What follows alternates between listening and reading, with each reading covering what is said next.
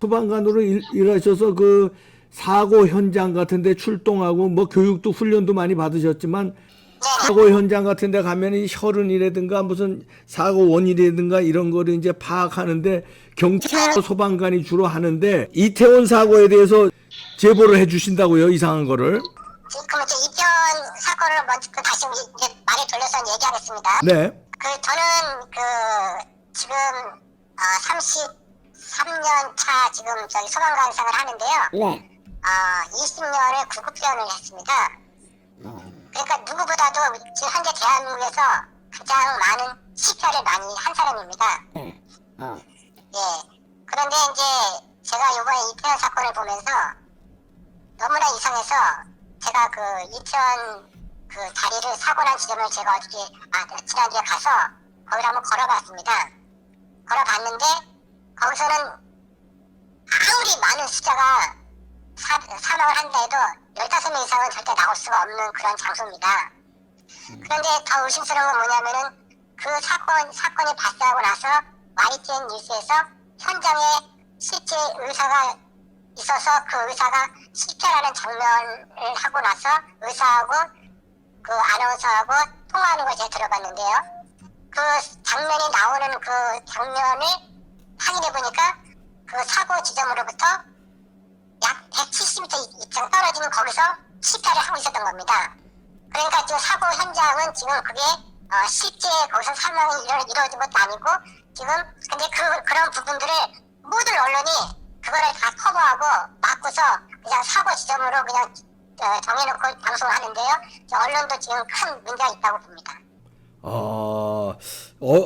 야, 그 이제 30여 년간 소방관 경력을 가지고 특히 CPR 그 구급대원으로 20여 년간 경험으로 봤을 때 CPR은 사고 현장에서 해야 되는 건데 170m 떨어진 현장에서 CPR 한다는 것 자체가 말이 안 된다. 그리고 현장 골목에서 아무리 많은 사망자가 나도 압사사고가 나도 15명 이상 나기는 어려운데 그러면 사망자가 158명이라는 건 어디서 났다고 보시는 거예요?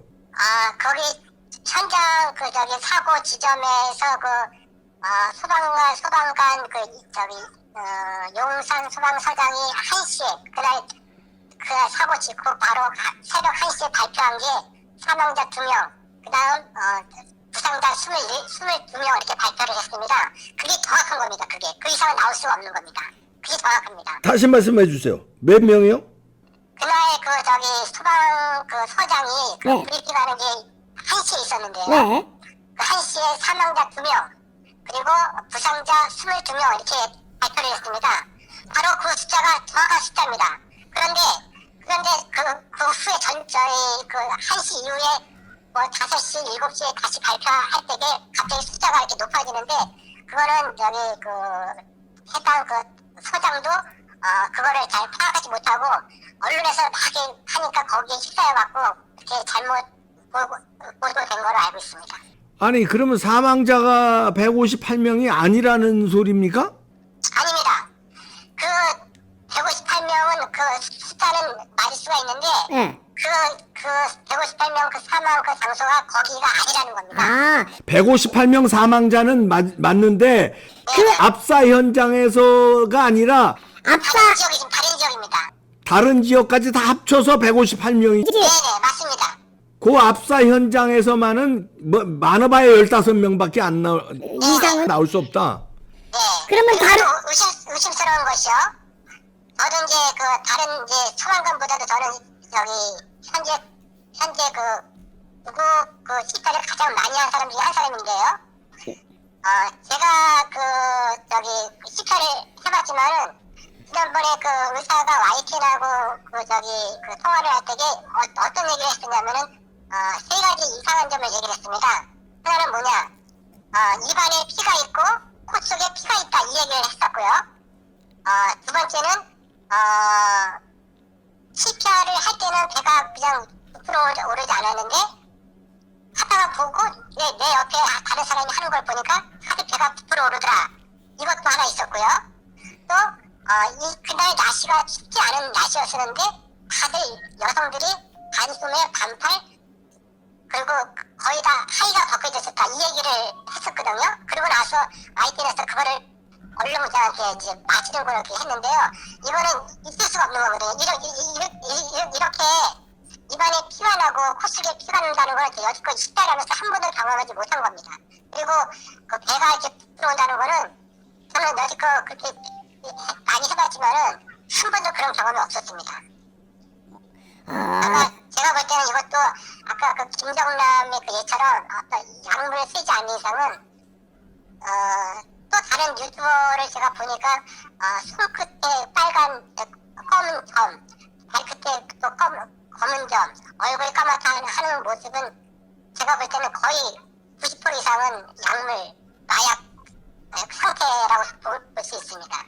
아, 예. 그저 사망자가 158명은 맞는데 압사 사고는 15명 정도 이하고 나머지는 네네. 약물에 대해서 왜냐면 그 이후로 지금 소방관님이 말씀해 주시는 게 일단 CPR 할 때 입안에서 피나고 코에 피나는 건 CPR 할 때 있을 수 없는 얘기고 배가 부풀어 오른다는 거 하의가 그 날씨에 하의가 벗겨진 거는 있을 수 없는 일이고 사고 지점에서 170m 떨어져서 CPR 할 수도 없는데 그건 사고 지점이 아닌 다른 그 부근에서 약물 테러라든가 이런 마약 테러에 의한 사고가 더 많다. 네네. 그렇게 확신하시는군요. 네네. 그런데 과학 수사가 이제 이루어지나요? 어떻게 되나요? 이게 과학 수사가 이루어졌다고 보는데요. 네. 과학 수사가 시작됐다고 들었는데요. 네. 그 과학 수사는 의미가 없는 겁니다. 지금 수사관 지금 500명, 600명이 한 거는요. 다 지금 이쪽 좌파 쪽에 같은 편이기 때문에 의미가 없습니다. 예를 들어서 그 아까 처음에 얘기했던 그 손흥민 건도 저희가 그거를 이제 너무 이상해서 제가 TV 탐사 세븐 TV 탐사 거기에 이제 보고를 하려고 이제 같이 저를 도와줬던 일부 대원한테 얘기를 했더니 그 대원이 무섭다고 해갖고 막 떨고 있어갖고 제가 멈췄는데 그 같이 출동했던 같이 고참 직원이 저한테 전화가 왔습니다. 지금 이 서장이 지금 모든 어떤 인터뷰라든가 다 이제 막고 있기 때문에 절대 더 이상 물어보면 안 된다 이렇게 저한테 얘기를 했습니다. 지침이 내려왔군요. 그 인터뷰 언론하고 하지 말라고. 예. 그래서 그때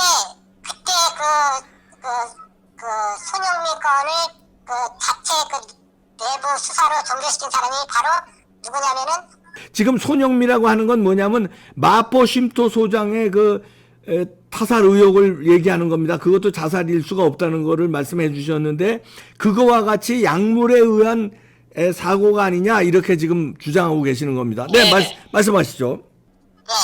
그래서 배용석 전 마포 쉼터 소장이 죽었을 때 파주 지역의 경찰서장이 배용석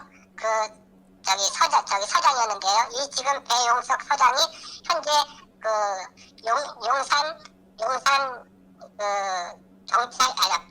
마포 경찰서장으로 지금 가 있습니다. 근데 이 지금 현재 가 있는 배용석 지금 마포 경찰서장은 지금 요번에 경찰서에서 큰 이제 실수했다고 하는 윤미진 총경하고 경찰대학 12기 동기생입니다. 예, 그리고 또 같은 또 호남 지역 사람이고요. 그래서 이게 같이 연계되어 있기 때문에 지금 경찰 지금 수사대가 500명, 600명 이렇게 구성됐다 하더라도 정확한 그 수사는 이루어지지 않다고 보는 겁니다. 이거 참 지금 제보하신 내용대로라면 참 큰일인데 그러니까 소방관으로 30년간 근무하셔가지고 이런 걸 잘하는데 그때도 그런 인터뷰하지 말라는 명령도 내려왔고 경찰들이 그러니까 마포 쉼터 소장 그때 의문사 그때 관할하던 마포 경찰서 그 소장이 지금도 마포 경찰서 서장이라는 거예요? 아니 그 당시에 파주에서 손영민 씨가 이제 자살로 될 때에 그때에 파주에 경찰서장이 배용서 그 서장이 지금 현재는 마포 경찰서장으로 와 있다 그 얘기한 겁니다. 근데 마포 경찰서장이 왜 중요한 겁니까? 마포 경찰서장이 그 당시에 손영미 건을 자살로 내사 종결했기 때문에 중요한 겁니다. 근데 이태원은 마포가 아니잖아요. 근데 이태원은 마포가 아닌데요. 네. 지금 이태원 그 경찰서장 그리고 지금 또 더불어서 그 상황실의 그 유미진 그 총경하고 유미진 총경하고 배용석 현재 마포 그 서장하고 같은 경찰 대학 12기 동기생이기 때문에 다 지금 그 경찰끼리 서로 이렇게 어울려져 있기 때문에 특별히 그 수사관을 도송한다 할지라도 같은 편이다 그런 뜻으로 말씀드린 겁니다. 아하, 그때 저 마포 심도소장 의문사 그거를 얼버무린 그때 저 마포 경찰서장이 지금도 마포 경찰서장인데 그 서장하고 그 지난번에 항명 사퇴한 그 유미진 총경하고 유미진. 같은 경찰 대학 12기 동기생입니다. 그리고 고향도 호남인가요? 네네 똑같습니다. 동기 경찰대 동기고 같은 호남이고. 그래서 지금 여기서 또다시 경찰 그 특수를 꾸민다 할지라도 여기 배용석 같은 사람이 거기 들어가게 되면 결국은 다 자기네 편이기 때문에 결국은 이 사태가 어떤 이렇게 사실대로 진실되게 파헤치지 못한다 그런 뜻으로 말씀드린 겁니다. 네, 지난번에 그 마포 심도소장 의문사에 관련해서 말씀하실 때 그저 북한이 연결됐다, 부정선거를 물타기 하려고 북한이 연결돼서 그런 일을 저지른 거다 했는데 이태원도 북한이 연결됐다고 보십니까? 예, 지금 그 이태원 그 사건에서 네. 여기 그 지난번에 제가 이봉규 TV를 보면서 부산대 임성진 교수님이 나와서 하는 걸 제가 봤습니다. 그 교수님이 이제 뭐라고 그랬냐면은 거기에서 해골 탈을 쓴 사람이 한 명이 있는데 그 사람을 확인해 보니까 양이순 목사라 이렇게 했습니다. 이 양이순 목사가 바로 지금 민노총 그리고 또 전교조 또 일반 대학교의 그런 주사파를 모든 것을 관여하고 있는 사람이 바로 양이순 목사입니다. 그래서 제가 북한하고 연결됐다고 하는 겁니다. 아니 양희승 목사하고 연결됐다고 만약에 하시더라도 그거 양희승 목사 연결됐다고 북한하고 연결됐다고 또 어떻게 단정하십니까? 그러면 앞에 거를 다시 제가 말씀드려야 되는데요. 네. 지금 처음에 제가 북한의 그 실권자는 김정은이라고 했는데요. 네. 김정은이 아니라고 했는데요. 그것은 이제 그 조선그리스도연맹 조고련의 강명철이라고 있습니다. 이 강명철은 그 아버지가 강영석입니다. 그리고 그 할아버지가 강양욱입니다. 이 강양욱이는 김일성의 할아버지입니다. 할아버지 뿌리인데 이 강양욱하고 지금 그 아들 강양욱, 강영석, 지금 현재 강명철 이 3대가 지금 현재까지 조선그리스도 연맹을 지금 운영하고 있습니다. 이 조선그리스도 연맹은 소속이 어디냐면은 북한의 통전부 소속 산하에 있는데요. 이 통전부 산하에 있지만 우리가 볼 때만 가장 낮은 계급이지 이 통전부 산하에 있는 사람이 지금 북한 최고인민회의 상임위원회에 지금 강명철이가 지금 올라가 있습니다. 이 강명철이가 지금 그 북한의 최고 상임위원회 그 상임위원회 사는 일이 뭐냐면은 북한의 내각을 조각을 하는 역할을 합니다. 그러면 우리 북한에서 지금 가장 큰 역할을 하는 것이 그 교육성인데요. 우리나라 교육부에 해당되는데 그 교육성의 그 장관이 하는 일이 뭐냐면 북한의 주사파를 거기서 교육을 시키는데 이 주사파 교육시키는 기관을 바로 이 조선그리스 연맹에서 좌지우지한다 그런 뜻입니다. 근데 소방관으로 30여 년간 근무하신 분이 어떻게 이런 북한 쪽에 관련해서 이렇게 정보를 많이 가지고 계십니까? 예, 이거는 이제 제가 이제 앞서 말씀드렸던 것처럼 2017년도에 제가 북한에 선교를 꿈이 있어서 북한 학과를 제가 북한 대학원을 들어갔습니다.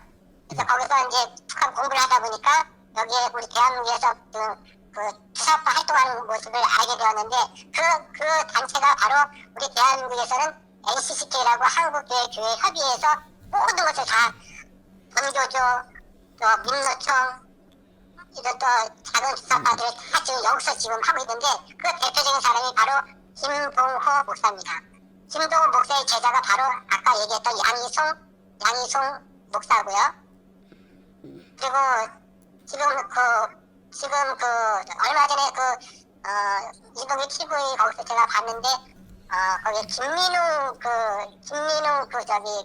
목사 성공의 목사들 다 이 사람들이 다 같이 연합해서 또 활동하고 있는 현재 단체입니다. 이 단체가 지금 우리나라에 있는 기청학 기독교 청년 아카데미 여기서 그리고 또 기독교 실천연대 이런 단체를 통해서 겉으로 보기에는 순수한 기독교 단체지만은 속에서는 여기서 바로 주체 사상을 가르치고 있는 상태입니다. 네.